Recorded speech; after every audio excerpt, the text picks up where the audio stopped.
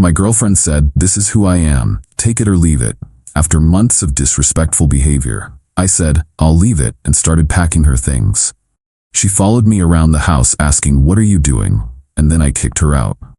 I, 29 male, was cleaning the kitchen when my girlfriend Aria, 27, walked in and dropped her wine glass in the sink. It shattered. She looked at the mess, shrugged, and started walking away. "Hey, you gonna clean that up?" I asked. She turned around, annoyed. "I'll get to it later." "There's literally broken glass in the sink. I'm doing dishes right now." "So? Do them later then." This was typical Aria. We'd been together 2.5 years, living together for 1. The disrespect had been building for months, leaving messages everywhere, talking down to me in front of people, flirting with other guys right in front of me, treating my house like a hotel. "Aria, can you please just clean it up? Takes 2 seconds." She rolled her eyes so hard I thought they might fall out. "Oh my God, you're so dramatic." "Fine." She grabbed a paper towel, picked up exactly 2 pieces of glass, threw them in the trash, and left the rest. "Seriously?" That's when she spun around, hands on hips, and delivered the line that would end everything. "You know what? This is who I am. Take it or leave it. I'm not changing for anybody." I looked at her, really looked at her, standing there in designer clothes I'd bought in the house I paid for, with that smug expression like she just dropped some profound wisdom. "Okay," I said calmly. "I'll leave it." Her smirk faltered. "What?" I dried my hands on the dish towel and walked past her to the bedroom, started pulling her clothes out of the closet. "What are you doing?" She followed me, voice pitched higher. "Packing your things." "Packing my... Are you serious right now?" "Dead serious." I grabbed her suitcase from the top shelf, the one I'd bought her for our trip to Miami last year, started folding her clothes neatly, placing them inside. "Babe, stop. I didn't mean... You're overreacting to broken glass." "No, I'm reacting to months of disrespect that just culminated in you telling me this is who you are. I believe you." She stood there, mouth opening and closing like a fish. I moved efficiently, clothes from the dresser, shoes from the closet, jewelry from the nightstand. "You can't kick me out. I live here." "You stay here. Your name isn't on the mortgage, the lease, or any bills. You're a guest who's overstayed their welcome." "Where am I supposed to go?" "That's a you problem. You've got plenty of friends you're always running off with instead of spending time with me. Call one of them." I moved to the bathroom, packing her 17 different face creams and serums. The ones she bought with my credit card without asking. "This is illegal. You have to give me 30 days. Only if you're a tenant. You pay no rent, get no mail here, and aren't on any documents. You're a guest." She tried a different approach. Tears. "Baby, please, let's talk about this. I love you. If this is how you treat people you love, I'd hate to see how you treat enemies." I zipped up the suitcase, grabbed the garbage bags I'd filled with her stuff, and headed for the living room. She trailed behind, alternating between anger and manipulation. "You're going to regret this. I was just stressed from work. My friends were right about you. Please don't do this. You're such a child." I placed her things by the door and pulled out my phone. "You can call someone to pick you up, or I can call you an Uber. Your choice.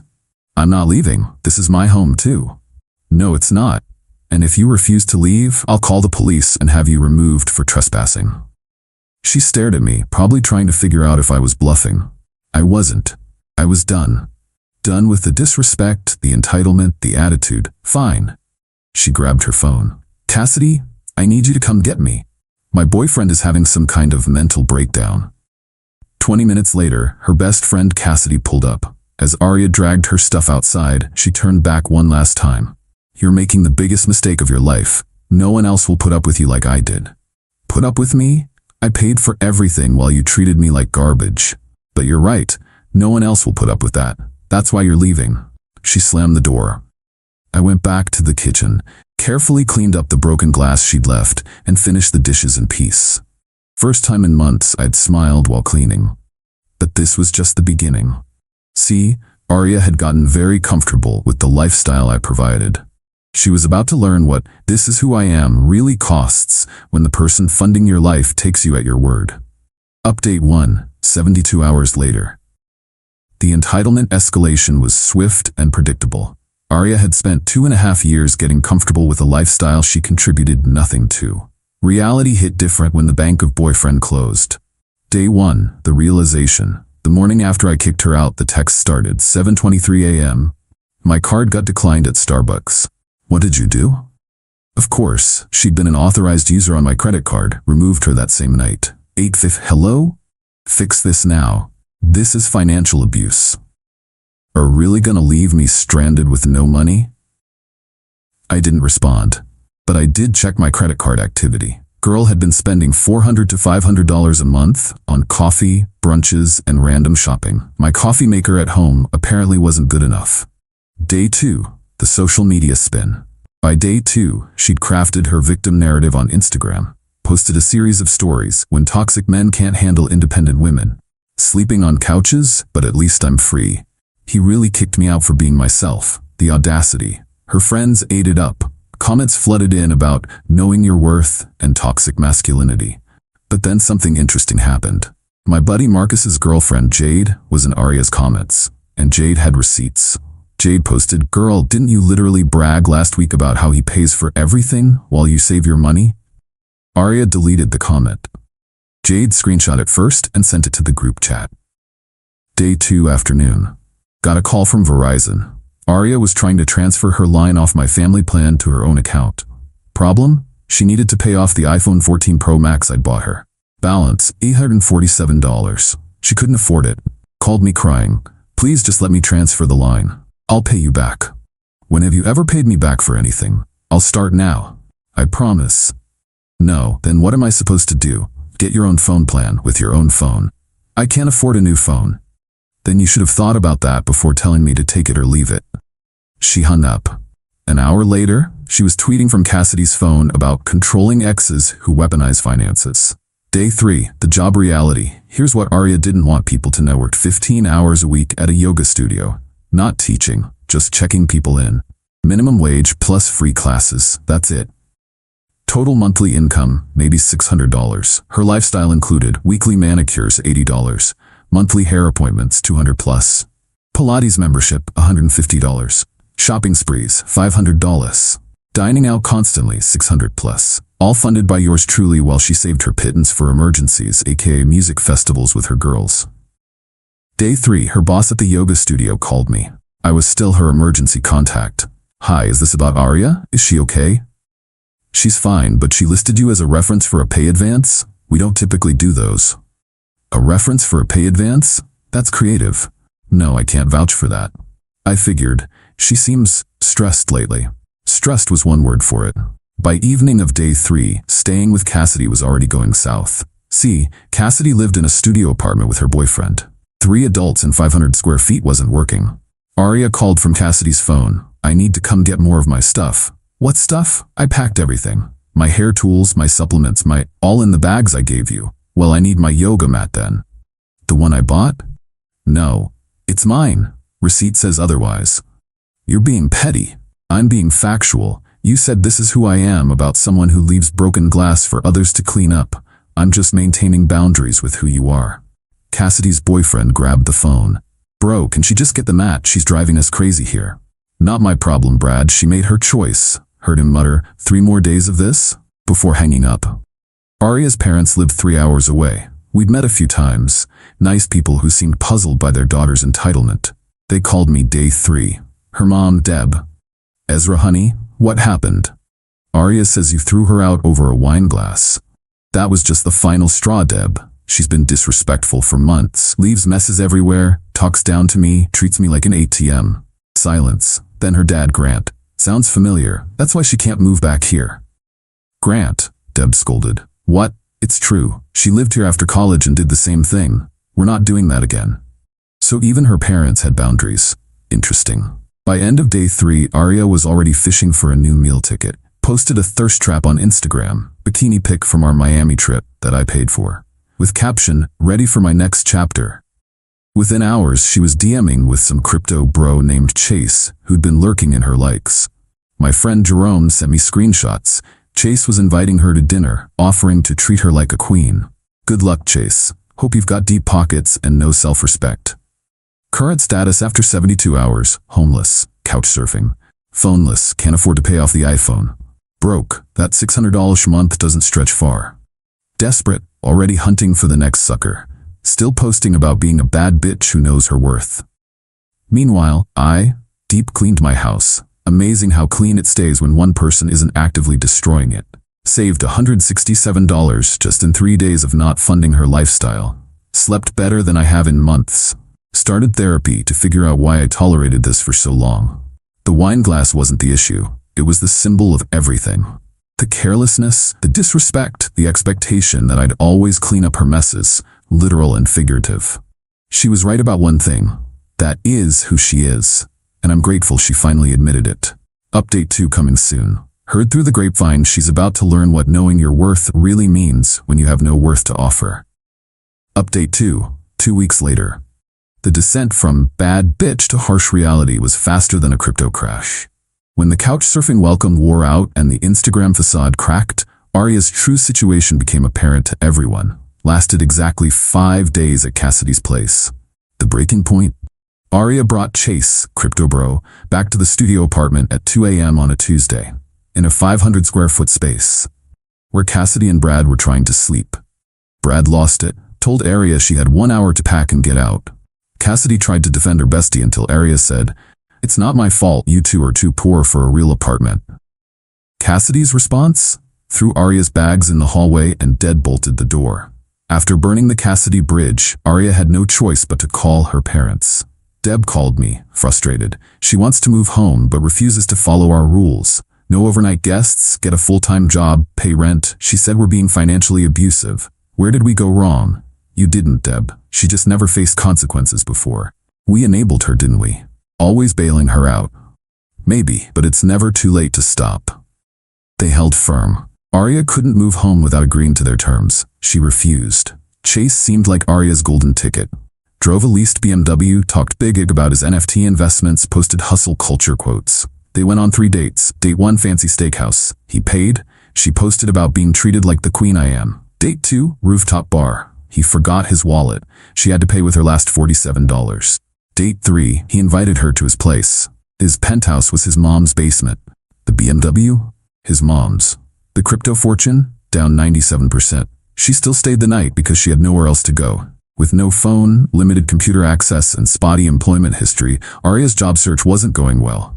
Retail stores wanted full availability. She could only work around her yoga studio schedule.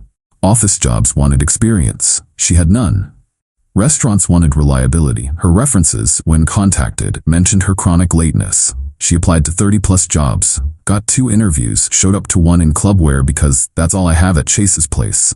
Didn't get callbacks. Her Instagram started telling a different story. Week 1, living my best life. Week 2, anyone know of job openings? Looking for management roles only. Week 3, why is rent so expensive? This economy is trash. The likes dwindled. Comments stopped. Even her flying monkeys got quiet when she started posting Cash App requests for girl help, girl out. Day 10, she showed up at my house at 11 p.m. in an Uber she couldn't afford. "We need to talk," she announced when I opened the door. "No, we don't. Please leave." "I'm not leaving until you hear me out. Then I'll call the police." "Just 5 minutes, please." I started to close the door. She wedged her foot in it. "I know I messed up, okay? I was stressed and took it out on you. But we had something special. We had me paying for everything while you disrespected me. That's not special. I'll change. I'll get a real job. I'll be better. Aria, you told me who you are. I believed you. Go be that person somewhere else." "Where? I have nowhere to go. Chase's mom kicked me out. My parents won't help. Cassidy blocked me. I'm sleeping in the yoga studio." And the Uber driver honked. "Lady, are you coming back? Meter's running." "I don't have any money," she wailed. I pulled out my phone. "I'll add tip if you leave with her now." The driver was at my door in seconds. "Ma'am, let's go." As he guided her away, she screamed, "You're heartless. I hope you're happy. You ruined my life." "No, Aria. You ruined your life when you decided basic respect was optional." Her boss at the yoga studio, Kim, called me the next day. "I'm sorry to bother you, but did Aria used to live with you?" "Until 2 weeks ago, yes. She's been sleeping in the studio. I can't have that. I have to let her go." "That's unfortunate for her." "She said you made her homeless over broken glass?" I ended our relationship after months of disrespect, culminating in her telling me this is who she is when asked to clean up broken glass she left in my sink. "Ah, that makes more sense. She does leave the studio a mess every shift." So even her $600 a month income was gone. By day 14, unemployed. Homeless? Actually homeless, not couchsurfing. Blocked by most friends after asking for money. Parents requiring therapy and full-time employment to move home. Posted a GoFundMe that raised $23 from her mom. DMing random dudes on Instagram, offering to be a live-in girlfriend. Meanwhile, I hired a cleaning service with the money I saved from not funding her lifestyle.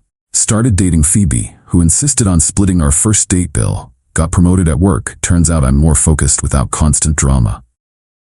Felt peace in my own home for the first time in months. Yesterday, got a notification that someone tried to reset my Netflix password. Then Hulu, then HBO Max. Girl was desperately trying to access streaming services to watch from wherever she was squatting. Changed all my passwords and security questions. Removed her email from everything. Got one last text from a random number. I hope we're happy. Living in a shelter because of you. This is who I am, remember? Someone you threw away like garbage. I didn't respond. But I did think, no, Arya. You're someone who threw away a good relationship because you couldn't do the bare minimum of human decency. You're someone who thought, this is who I am, was a flex instead of a warning. You were right. That is who you are. And that's exactly why you're where you are. Final update coming soon. Heard she might have found a new boyfriend. We'll see how long that lasts when he realizes who she is. Final update. 1 month later. The conclusion of Arya's story is exactly what you'd expect from someone who proudly declared, this is who I am, while being absolutely terrible. Turns out actions really do have consequences. After her last desperate text, Arya did end up in a women's shelter, but not for long. Got kicked out after a week for refusing to do assigned chores, stealing another resident's phone charger, bringing a man into the facility against rules, telling staff they were beneath her. The shelter director, Carmen, knew my cousin who volunteered there. Small world. Carmen said in 20 years, she'd never seen someone fumble free housing and job placement assistance out of pure arrogance. Desperate times, desperate measures. Arya joined a sugar baby website, created a profile claiming she was a yoga instructor and entrepreneur, looking for a generous gentleman who appreciates luxury. Problem? The actual sugar daddies on there are businessmen who can spot BS instantly. She got 3 meets. 1. Guy 1 asked about her business. She couldn't explain what she actually did. He left before appetizers. 2. Guy 2 Googled her during dinner. Found her Instagram begging for money, paid for his own meal and left. 3. Guy 3 turned out to be married. His wife showed up at the restaurant. Chaos ensued. Arya got banned from that restaurant. Week 3, she found him. Dexter. 45, divorced, lonely, and apparently blind to red flags. Met him at a gas station where she was asking people for gas money. He rescued her, let her move into his condo within 3 days of meeting. Started posting couple pics immediately. Sometimes your king comes when you least expect it. My friend Terrence lived in the same complex. Kept me updated. She trashed his place within days. Had loud parties while he was at work. He bought her a new phone, Android, not iPhone. She complained publicly. She was already flirting with his neighbor. Arya's parents reached out one last time. They'd been in therapy themselves, working through their enabling patterns. Grant, we wanted to thank you actually. Me. For what? Deb, for showing us we weren't helping her by always bailing her out. She needed to face consequences. We've told her therapy and a job are non-negotiable if she wants our help. She refused.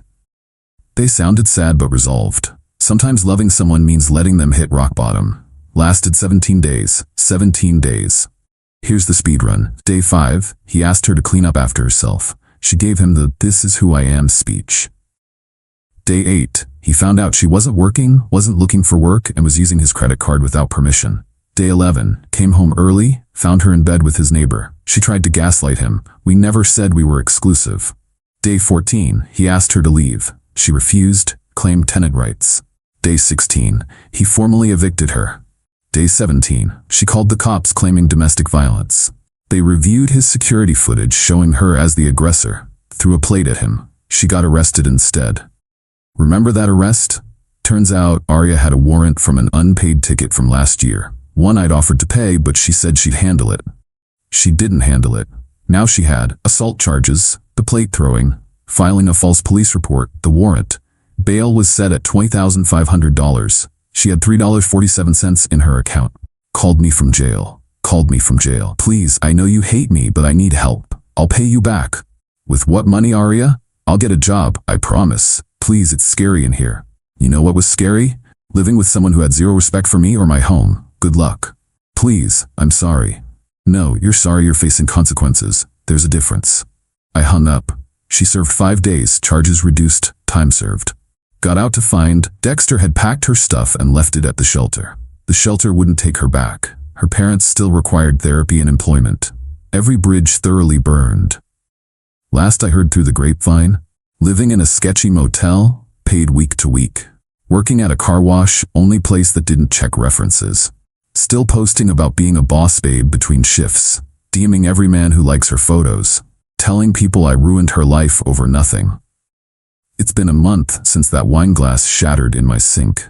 In that time, saved over $2,000 from not funding her lifestyle. Deep cleaned and reorganized my entire house.